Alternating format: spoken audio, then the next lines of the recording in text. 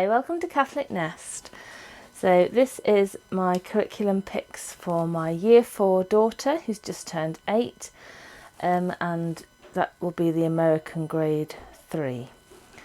So we're eclectic homeschoolers in that we kind of pick and choose from different programs and different resources rather than have an all-in-one kind of box curriculum. So I'll start with maths. So we're doing Matthew C for maths. She's currently in this book beta, which is multiple digit addition and subtraction. So she'll carry on with this, and this will take her through to around Christmas or just after. And then she was going to go on to the next level, which is gamma, which is single and multiple digit multiplication. So she's getting on really well with these, and so we're going to continue with them. And then also I've got her this 100 Days of Telling the Time by Humble Maths. This math series is only about £3.50 or something like that per workbook, and they're really good, and they focus in on different topics of maths and get progressively harder throughout. So I've used these with my older boys as well when they were younger, and it just gradually takes them through time. So it'll get them to circle the right time here, then to write the time of the clocks here, then to add the hands here. So they'll start, and it'll get progressively harder as they get used to it, until in the end they're doing word problems with time and things as well. So there is time in Matthew C as well, but I just feel like she's ready to get more stuck in with it, so I just thought I'd add that on as well. So to go with some time resources that we already have that I'm going to use as well.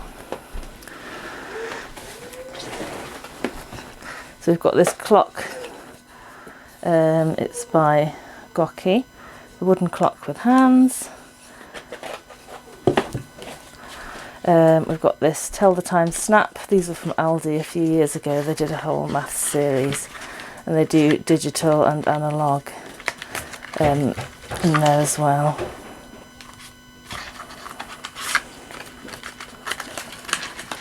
Then there's this time game by Ebu, which we bought, I think it was last year. And this is really nice. So they will get a clock face each, the players, which are all different, with movable hands. And then they get, there's a little score pad there, and then they pull different cards. It's just nice practice in game form of telling the time. So we really like that game. So that's her maths. So for English, she's got multiple components this year. So last year we did the cottage press, which was a few more of the elements of English all tied up in one curriculum, whereas I've kind of separated them out this year. She's really interested in writing, and so I really wanted to kind of gear her curriculum this year around giving her the tools to explore that more. So the first thing is spelling. So I showed this in my April haul, which was the Evan Moore grade 3 spelling skills. So the Jerome speller wasn't really working for us. She was doing the copy work but not really retaining what she was copying, so that kind of method of spelling didn't pay off for her. But she did enjoy the puzzle pages, and they probably had the biggest impact. So this is mainly kind of puzzle based, and that's traditional that they get a spelling list a week, and then they through the week they do the pages. There's 4 pages in all, practicing those words. Then at the end of the week there's a spelling test, and I've got a separate pad for her to write those in, and then they move on to the next list. So it is an American spelling curriculum, so if you're using an American spelling curriculum in the UK, you just have to watch out for the odd word that's spelt slightly differently, but we'll just deal with those as we come across them. So Spectrum Writing Grade 3. So I've looked at so many writing curriculums, as for the older 3 this year is really going to have a big focus on writing. And this one I thought was really nice for my daughter's level and the way it approached writing. So it's focused practice for writing mastery, writing a story, writing to inform, writing an opinion, using the writing process, and writer's handbook. So it covers quite a lot of different types of writing, but it's still quite short segments that are appealing and easy to accomplish. So my daughter was here when I opened this, and we did she wanted to do the first couple of lessons orally there and then, so I know she's excited to start this. So it's quite varied. It has a lot of different things, from writing stories, beginning, middle and end, planning your storylines, the writing process, letter writing, how to write special instructions, main idea, news reports. So there's a lot in there. And there's a whole series of Spectrum workbooks in most subjects, and they are about £7 on Amazon. So this is the first time we've tried them, and it looks really good. So the second thing she's doing for writing is something a bit different. Writing through medieval history, level 1. So this is something I've looked at a few times over the last year or two, and it's because there's not a great deal on it, and there's only a couple of reviews on YouTube on it. I think it retails at about £25. I can only find it on Amazon, so I didn't want to kind of just buy it and regret it. But then I saw it on a lightning deal for £3.50. It came up in my feed, and I just thought I'll grab it, and so I bought it, and I'm actually really pleased with it, and we are going to use it. So it follows a kind of Charlotte Mason-ish formula. So the Writing Through History series is an elementary writing curriculum based on the classical Charlotte Mason method of instruction, so that the children learn to write by studying models written by talented authors from history. So they read historical sections and narrate these back via oral narrations, written narrations, or written summations. So it follows the same kind of pattern throughout, so I think you should be able to be relatively independent with it, at least in part. So there's lots of bits in the beginning telling you how to use it. So it's broken down into chapters. The first chapter is historical narratives. This is all based around the medieval era in history. So the first is stories from historical narratives, then English tales, then poetry, and then cultural tales. So this is aimed at grades 1 to 3, which would be the UK year. So this is geared at grades 1 to 3, which is the UK year 2 to year 4. And then there's also a level 2, which is, I think, year 4 to year 6. But I would totally say that you could use them for outside of those grades, because it's not particularly young. You could use this with an older child, definitely. So she does also say in this that if your child is not at the reading level to be able to read the passages, that you can read them to them. But I think my daughter will manage them okay. We've done a little test run. So they'll have stories or poems in different lengths. Sometimes it's just a page, sometimes it's several pages. Then they'll do a written summation, Then there is some copy work.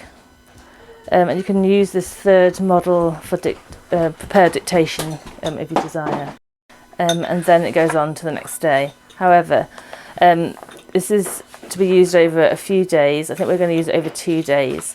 And there's in the back, it tells you how to use this for grammar as well. So there's a grammar guide, and so it'll have the student go through and highlight different things in the copywork dictation, or you could even use the passage. So it gives you a little grammar lesson which you can use or omit if they're on a separate grammar programme. So it covers various things, so it tells you what they're covering per month, so nouns, verbs, pronouns, adjectives, adverbs, prepositions, conjunctions, interjections. So it's nice classical literature, and it includes copywork, which I'm a fan of, and sometimes the stories are only short. In the poetry section they don't actually have a bit for a summary, so I can find a bit from it.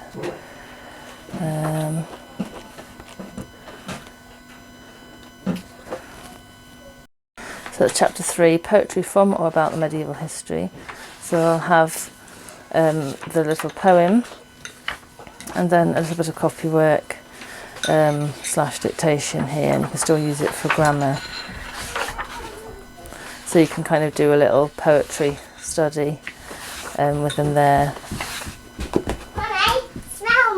So I think there's 8 books in this series. There's level 1, 4 books, and level 2, 4 books.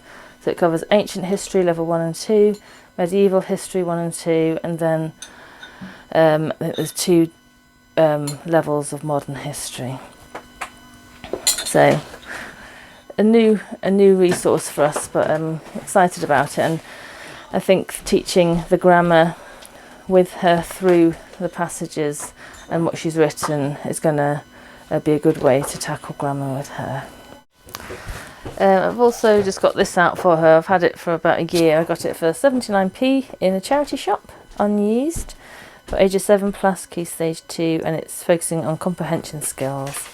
I just thought it looked quite like a nice introduction to reading comprehension. Nice little pictures and some little exercises to go with them. I just kind of wanted her to have a few different bits that she could kind of pick and choose between, and I could kind of, she's quite studious, so she would kind of choose between doing some other different little bits and bobs. So the final thing I've got for her is the easy peasy second reader. I'm kind of thinking I probably should have bought the third one now, but we'll see how she gets on with this one. It is classical reader for the year. It includes classical excerpts and literature and poems, and there's little exercises you could use with them if you so choose to. For example, lesson 10, there's some little questions at the beginning before they start reading. Read these poems by Walter de la Mare. In The Horseman, what colour was the horse? Whose 5 eyes were green and bright? So it just kind of builds up what they're noticing in what they're reading and paying attention to what they're reading. It's quite nice. So then it goes on to chapter books. So the things it includes for this level: The Adventures of Old Mr. Toad, various short stories, Adventures of Jimmy Skunk, The Bobbsey Twins at Snow Ledge, 30 more famous stories, 50 famous stories. There's various bits and bobs there. Oh, thank you. Very nice. So I thought we'll try that with her. I put her in this level just because I noticed that it had some of the readers that she's been doing now, so I know that she'll manage well in this level. She probably would have done alright as a third, but we've got this one now, so we'll try this. Now optionally, you can get these little books with them. They only sell their books at the price to print, and you can also access all of their resources, including these, online for free on their website. They have a whole curriculum on there for free.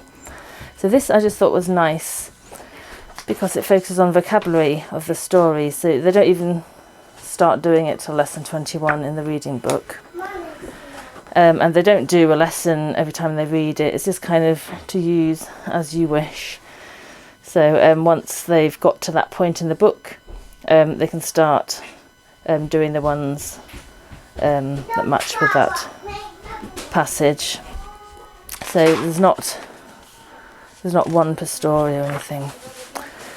So it just concentrates on making sure they understand the vocabulary from what they've read, and practicing different ways they can use them to help them to remember them. So it's quite light and fun, sort of puzzle based again. She likes that kind of thing. So I thought we could just add that in as a kind of as and when thing. So that's her English choices. She also does reading for pleasure in her own time. She has read whichever book she wants for those. So that's her English and her maths. So that's her choices for this year. She won't do all of these every day at all.